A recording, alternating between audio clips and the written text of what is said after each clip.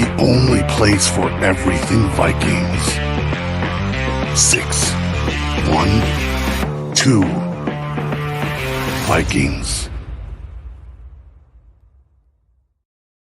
Welcome back to the 612 Vikings podcast. I'm your host, Dustin, alongside Drew, aka Skull TV. And Drew, we're coming off 4-0 for the Minnesota Vikings, coming off a win from Lambeau Field, kind of a nerve-wracking win for the Vikings. But Drew, how are we feeling about being 4-0 so far? It feels good. I predicted that this would be a win. I didn't think that they were going to start out that hot and the defense would start off that hot. But they kind of got a little conservative, played a little prevent. They kind of let the Packers, if you want to say, get back in the game. I don't think they were really in it because they never really had the chance to take the lead with the possession of the ball. So they were like in the realm of the game, but not really a chance to win it. The game was all Vikings. They led the entire time. And, like I said, I know you were telling me earlier that, if we could look back at this by midseason, we would think, oh, wow, I did not think the Vikings were going to be this good. I remember you saying that in the car after the preseason, after our Cleveland Browns trip up to Cleveland there. So I never thought they'd be this good. Let's just say that. I don't think anybody thought that they would be this good.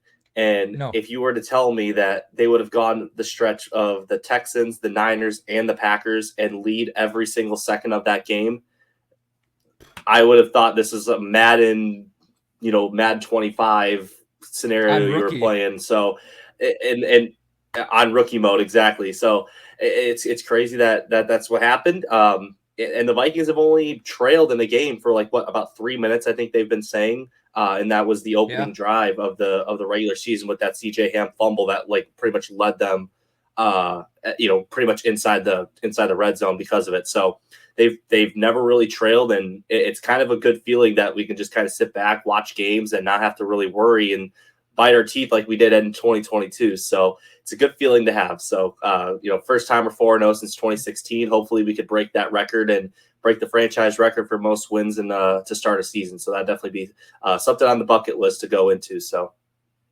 Yeah, it's a total 180 from 2022 where we were in these really close games. Kirk had the career most game-winning drives, and that's what we relied on, was either our defense to win the game or our offense to go win the game. And this year, it's a complete 180 where our offense and defense have both been dominant enough that we can just sit back after halftime and just be like, we got this, especially the Texans game. 49ers game definitely was a little closer than it should have been, where the box score says. But, even the Giants game after halftime, we were kind of thinking at first, like, oh, is this the same old Vikings? But no, in hindsight, it's not, because we're 4-0. It gives me every bit of hope going into this Jets game in London that we can go 5-0 into this bye week, and it's not a outlandish take either. It's definitely possible if you can beat the Packers at Lambeau Field, let them come back, beat the Texans, the 49ers, both top 5 teams in the NFL. They still are. The Jets, they don't scare me anymore. Their defense is really good, but in London, where we're undefeated, we haven't lost a game in London.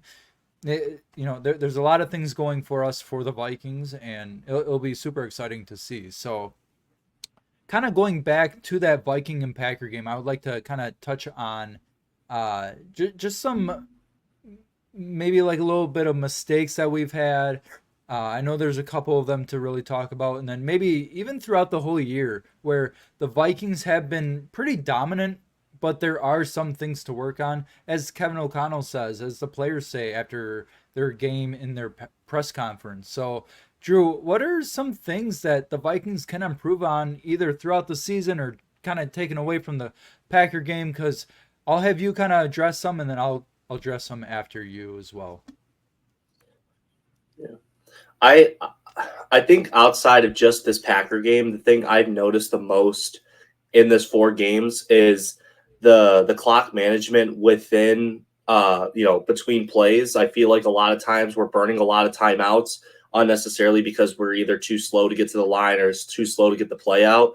And it just seems like week after week with this whole, I don't know if it's a Darnold thing or if it's a Kevin O'Connell thing, but it just seems like we're pretty slow to get these plays out. And we've taken some delay game penalties in the process of it. And those are yards that could make or break you, and there were some times in this Packer game where we were at the, 4th and 1, or 3rd and 1 scenarios where maybe that delay of game penalty might make it a 3rd and 6 instead of it being a 3rd and somewhat easier, or manageable to pick up. So I think that's just the biggest thing they got to work on for that, because that's just something that's been in the process of the 4 games. But if you're going to talk about with just this Packer game alone, I think it's just more finishing opponents. I'm very shocked to find that we kind of let them back in, because a lot of these players that we've had were on that 2022 team.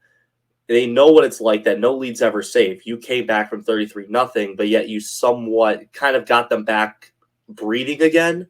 Like you pretty much had them dead, like they were on life support. And then next thing you know, the Jalen Naylor fumble, that kind of gave him a little bit of a boost. And then next thing you know, it was the Wicks touchdown. Next thing you know, you blinked and then it was a 2-possession game. So I think it's just more of that, just making sure we're not making dumb mistakes and shooting ourselves in the foot a lot of times, even though the Packer fans want to say they shot themselves in the foot, but that's just kind of given with the Vikings defense, you're going to get turnovers regardless. So they just have to accept that. But a lot of it, I think, just had to deal with that. What really kickstarted it was the Jalen Naylor muffed punt.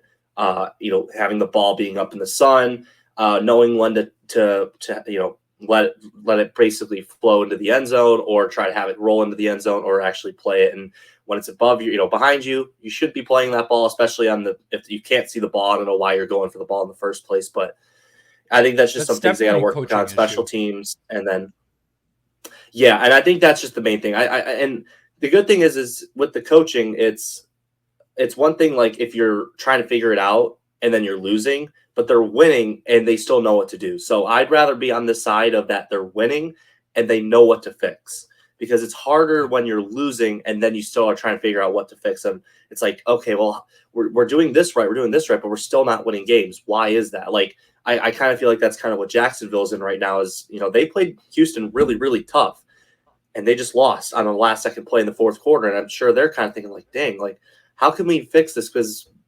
they're trying to figure things out. And I think they kind of got some things figured out after that Buffalo loss, and they play the Texans pretty tough. So I'd rather be on the side that the Vikings are on right now than the Jacksonville side right now. So, it's something that's fixable. And especially with the Jets, I mean, they're so like not in sync right now after that Denver game. Like, oh my Lord, I watched some of that. Those passes, Garrett Wilson was not in sync with Aaron Rodgers. Crazy. So they got to get their stuff figured out, because if they go like that with Brian Flores, it's going to be a disaster for the Jets. So I'd rather be on this side than any other side that some of these other teams are on. So, but I said, just it's good that they're winning and they can figure it out later on. Yeah, and before I get to like my Vikings mistakes here, is that I think one thing to really take away from that game is you can almost feel good that, not that the Packers were coming back, but that the Vikings could close out a game like that. With the Packers crawling back, that one simple, another turnover, the Vikings had 2, but a 3rd turnover really could have won the Packers the game. But Kevin O'Connell with the play calling, the defense being a little more aggressive, that kick at the end, the field goal by Will Reichert, that really put the game away out of reach, made it a 2-possession game that the Packers had to do an onside kick. It really shouldn't have gotten to that point, but kudos to the Vikings for really getting that game out of reach by halftime, by the 2nd quarter, making that 28-0. And yeah, it's just a nice feeling to have that, because the Vikings really haven't been in that position that they really need to win this game with, the last couple of drives. And we saw that. We have to see them we have to see how they playing from behind, which, we could probably see it from the Jets.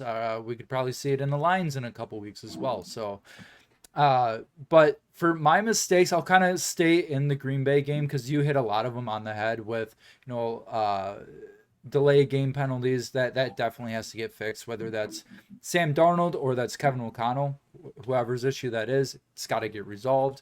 But going into that Green Bay game, the muff punt you hit on earlier, that's a big mistake. Just let that, you don't have to feel that. If the sun's in your eyes, step out of the way.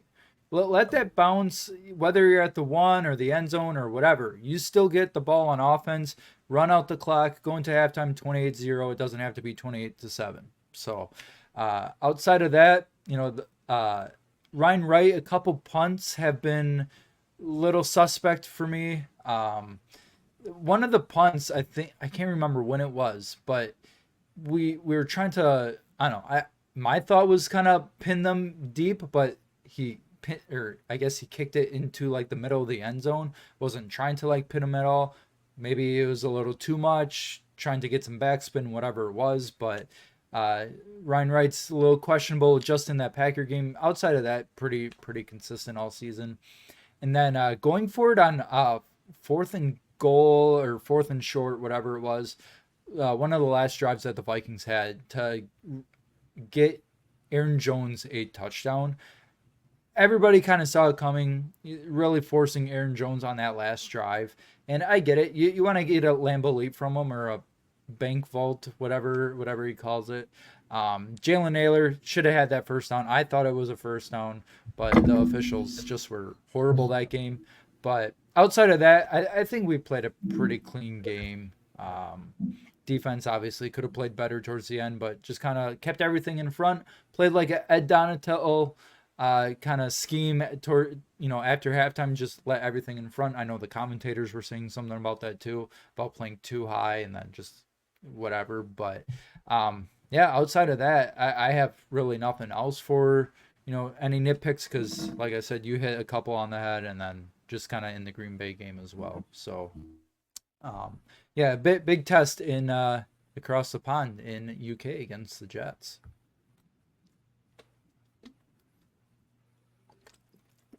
Yeah. Yeah. We will be right back. Drew is lagging. Okay.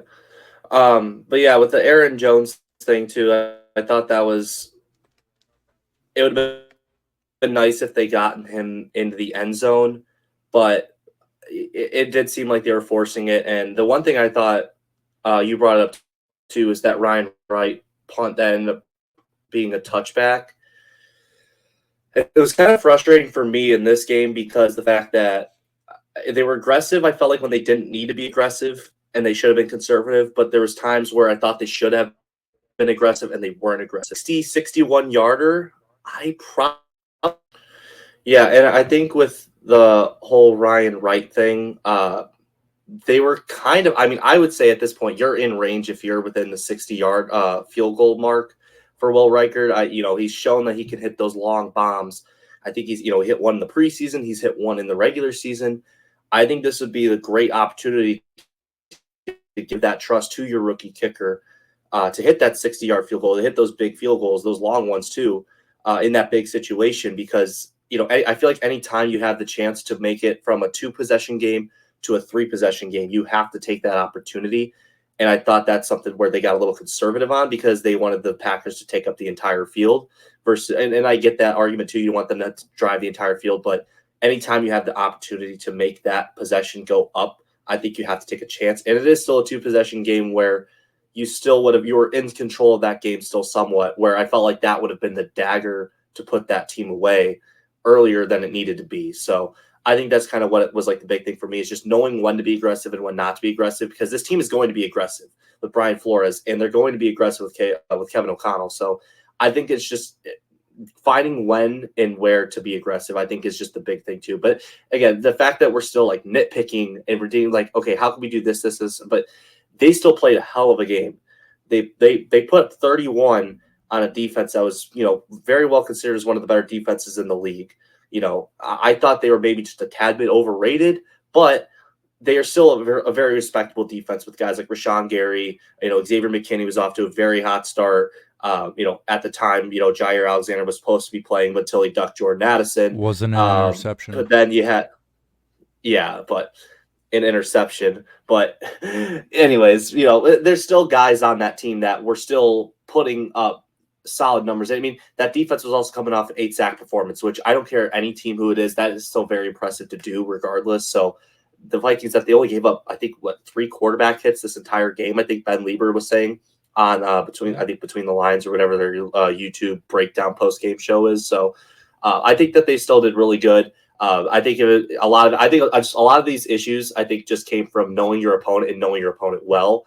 So when it comes to like teams like the Texans, who you see once every 4 years, that's kind of why you might have seen that larger score. So it's not something I would get used to doing that all the time, because I think we liked it so much because we beat the brakes off the Giants, we beat the brakes off the Texans, and I think I don't want to say humble pie a little bit, but just more. It's not something you should expect every single week. I mean, even the Chiefs don't even do that every single week. They're just coming off a 7-point win off their division rival. So it's not something you should expect every week. There's going to be close games, but I think at some, I do think for them at some point they're going to have to win those close games in the postseason, because every team in the postseason is a good team. So I think it's kind of nice that they were, they face at least some adversity where they kind of had those gotta have it drives at least a couple of times this year, and not just blowing everybody out, because the 98 Vikings, they never faced any sort of adversity at all. And then when it came down to it, when they had to have those drives, they kind of fell on their face, because that team had never really functioned in any sort of adversity that season, and ended up being a loss. So I think at some point it's good for a team to face adversity, but as long as the Vikings come out on top, that's all they care about. So yeah, and that's, like I said before, it's a good test, a good measuring stick. A division rival on the road. Green Bay is still a really good team, with or without Jordan Love playing hurt, because he looked great after that first half. First half was kind of suspect. Second half, he played great. So, and like you said, Packers defense was playing great. So yeah, it's a great test. I think the Jets will be a good test on defense. Or the Jets defense will be a good test for the Vikings offense, is what I'm trying to say. But yeah, we'll kind of transition to the Jets later this week. We'll kind of talk about it. Unfortunately, Drew will not be available for that. We will probably have Sean on. I'm not too sure, but make sure you guys stick around for that. But I do want to try something new to fill this episode a little more. Is we're going to try to do a little bit of a Immaculate Grid. See if we can fill this out, and we'll go from there. So let's try it out. So today, this is our grid. Got Titans, Seahawks, Lions, Jets, Dolphins. So, Drew, if you want, you can pitch in at any time and let me know what you see, what you like, right, and we'll go from there. All right. I got this one in the bag. Lions, okay. One team, only team. All right. This is a very famous family right now, especially if you're a college football fan, with the, we'll call it the great value, Patrick Mahomes and Dylan Raiola. His dad, Dominic Raiola, was a career Detroit Lion as well. He played center, played the entire 2000s until like the mid-2010s. So he actually got replaced, I believe, by Frank Ragnow. So that was the draft pick to replace him. But yeah, that is a guy who I know is a career Detroit Lion. Wow. And yep, there he is right there. So good pull. A lot of college football. His dad was a career Lion. Actually went to Nebraska, so hence why he went to Nebraska as well, because his dad played there, played center at Nebraska. Now his son is playing quarterback over at Nebraska as well. So Dominic Raiola, one team for the Lions. Okay. That's actually kind of hard, is to pick only a player from one team, because you really got to go in the bag. A lot of free agents, you could pick like current draft picks from that team, but still, it's still difficult. Let's see, what do we got here? Jets, Seahawks. You could go Jamal Adams. You could go Sheldon Richardson. That'd be a good one. Do we want to go for rarity, or do we want to fill out the grid?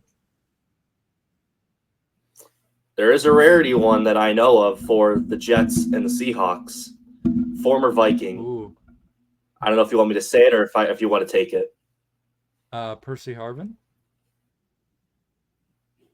Yep, Percy Harvin. Okay.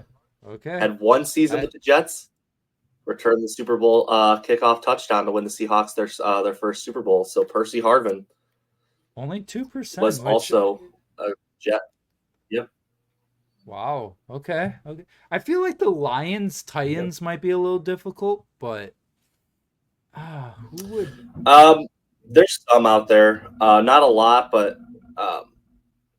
I know one he'll be on there, but I want to go for rarity on this one. But Adrian Peterson is a guy that played for the Titans and the Lions, but I do want to go for rarity. I think he'll have a high percentage. So, but I am gonna take this one: the Dolphins and the Titans. Rashard Matthews, wide receiver, started off with the Titans, went to the Dolphins. Probably not a big name that a lot of people know, but he was a guy that played in the 2010s, kind of like that wide receiver 3 kind of player. So it's Rashard,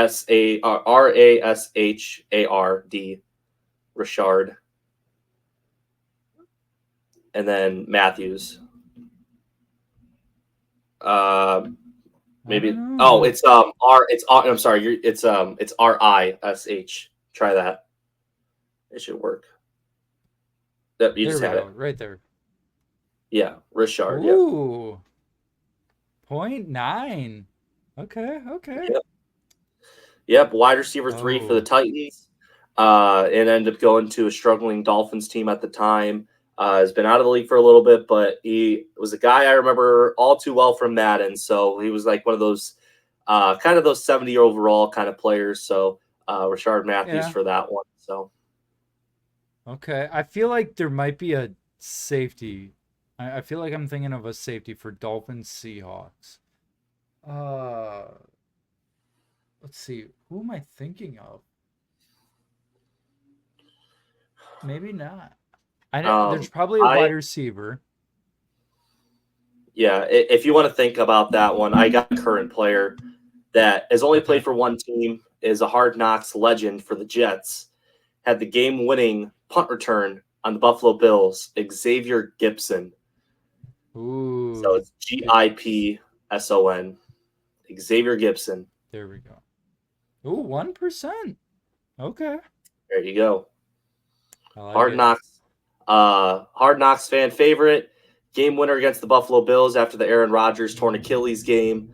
Won it in overtime for the Jets. So Xavier Gipson is the pick for me, for that one at least. Okay. And if you want, it's kind of cheesy, but if you want, you could go with the Dolphins rookie for only one team as well, or a guy who's been kind of recently. But could go like Tua. That's gonna be high. Yeah. Trying to think.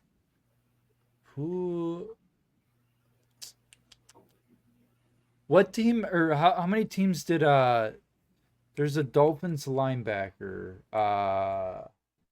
Old school. Kiko Alonso? No. Jason Taylor? Jason Taylor. How many teams did he play on? Yeah, no. He played for Washington at the end of his career. Okay. Yeah, Hall of Famer. Yeah, he unfortunately did play at what they were called the Washington Redskins at that time. Hey, don't say that word. You know, we use precise language here. That's what they were called at that point. So, you know, we do recognize the history of that point for that team. But yeah, that's kind of what we're going to be precise here on this show. So, but yeah, you could go with a Dolphins rookie. If you're thinking of anyone or somebody who's been drafted recently, that's usually it's the kind of the cheesy way of going with it, but that's who you could go with as well. So, I do have some other ones, but I kind of don't want to feel like I'm taking over for it. So no, go ahead. I'm struggling with all of this. All right. The Lions and Seahawks. Okay. I'm going to go with the running back, J.D. McKissick, who was a very good receiving back for the Lions and kind of broke out with Seattle, kind of came up with Seattle. So I'll go with J.D. McKissick for that one. Okay, good pull. Yep. And then let's see. For we could go Titans, Jets. Could go with Sean Green as well, the running back. Kind of like the stereotypical name you pull when you're trying to name those random players. We'll go with Sean Green. It's Shonn. Shonn. Kind of spelled funny, but right there. Oh. There you go. There you go. I've never even heard of this guy. What the heck? Oh, you don't remember him? He was kind of like No. he was there for the Jets, kind of around that Rex Ryan era with like Mark Sanchez. I believe he was there. I think he ended up. I'm not 100% sure, but I think he might have gotten replaced by LaDainian Tomlinson. And I don't think it was Chris Ivory. I think that might have been a little bit later on, but he was kind of in like that weird Rex Ryan transition period. I feel like he was a solid back. Had a couple. I think he was. I think he had a couple 1,000-yard seasons or close to it. So he was an effective back for him as well. So, Okay. but yeah, I know the obvious one for only one team in the Dolphins is going to be Dan Marino, but that's going to be a very high one if you're going based for rarity. But if we can't do anything, keep that on the list. Yeah, that is one. You could go with another one. Could be Jalen Waddle. Some other guys there, Javon Holland, Jalen Phillips. Those are some other guys you could go with as well. You could go Xavier Howard, who might be someone that might be a little bit on the lower end because he is a free agent. If that's something you could go with, you could. Some other guys you could go with are like Devon Achane, Jalen Wright. If you're kind of going based on the backup role for that, at least you could go Skylar Thompson. That might actually be more, but that is a backup quarterback, so I don't know how rare that would be. But there are some guys like that who you could try it. Skylar Thompson. You want to go with Skylar Thompson? You could go with Skylar Thompson. Only 4%. Okay, that's not terrible. Not terrible. Yeah. Okay. All right. These two should be, I guess, easier. The only guy I could think of, that's coming off the top of my head for the Dolphins Seahawks is the former Legion of Boom guy Byron Maxwell. I remember he kind of broke out with Seattle in that Legion of Boom era. Fortunately, I think it was one of those times where Russ had to get paid. He had to get his money. So Byron Maxwell left the Seahawks to go sign with the Dolphins, and I believe it was a pretty bad signing at that time and was never really the same after he left Seattle. So that's the only guy I can really think of, but yeah. Did Michael Floyd ever play for these two? No, I don't think so. I'm not 100% sure. I don't think he did. Okay. But that's the only guy I can really think of that might have played for both off the top of my head would be a guy like Byron Maxwell. If you're going based on rarity, it'll probably be somewhere like in the 10%. But that's the only one I can really think of off the top of my head. Okay. We'll go with Maxwell. We won't think too hard on it. Byron Maxwell. Wow, 13%. That's crazy. Okay. I thought, not going to lie, I kind of thought it would be a little bit lower. So I guess a lot of people had Byron Maxwell on their head. So, but only guy I could really think of. Yeah. Only guy I could really think of for this one. Again, we kind of saw a lot of them with, mid 2000s, 2010s, notorious for the red colored contacts in his eyes. Would be Kyle Vanden Bosch. Is an edge rusher. Oh wow! Kind of had that high motor, kind of like not. I want to say he isn't He is JJ Watt, but like that high motor, like a JJ Watt, where he would just kind of push it down your throat. So, but yeah, I would say 32 was a very good pull. So, okay, and these are the most popular. Really, Dan Marino is not number one. He's got to be number two. He's got to be number two. Got to be. He's got to be. Yeah. Barry Sanders. That was going to be the obvious one. Garrett Wilson, that was going to be an obvious one. Geno Smith, I felt like that was a good one too, but for a big answer. And I did think Ryan Fitzpatrick is a guy that he's such a career journeyman. He's just going to pop up on these just randomly. So, but yeah, it doesn't really surprise me. Obviously, Ryan Tannehill is the big one for the Titans Dolphins. So going from there to their quarterbacks, usually they'll be a little bit more well known, especially if they're former first pick. So he's our second most used. 9%. Kyle Vanden Bosch was a guy that I just remembered as a kid, specifically for those red contacts. And I always thought he was like, because again, when you're a kid, I'm thinking of Dad or Mom, Dad, does this guy really have red eyes? Like, is that a thing? Little did I know that you could have colored contacts. I didn't know you could have colored contacts. I was like, well, there's blue eyes, so why can't there be red eyes? So that's just one that always just kind of is one of those guys off the dome that you just kind of remember, especially for me at least, because he did have those red contacts. So one of those weird ones that you just kind of look back and you remember him playing for. And I did think it helped. I think it helped too with him being on Detroit. So it is a guy we saw twice a year. So I did see the red contacts twice a year. So I do think that helped a little bit. So, but yeah, that's kind of who I would go with. So yeah. Awesome. Well, if you guys did enjoy that segment, I would like to do that a little more. It's always fun. Even being put on the spot, I'm sure I'll think of some other ones. That one was kind of difficult.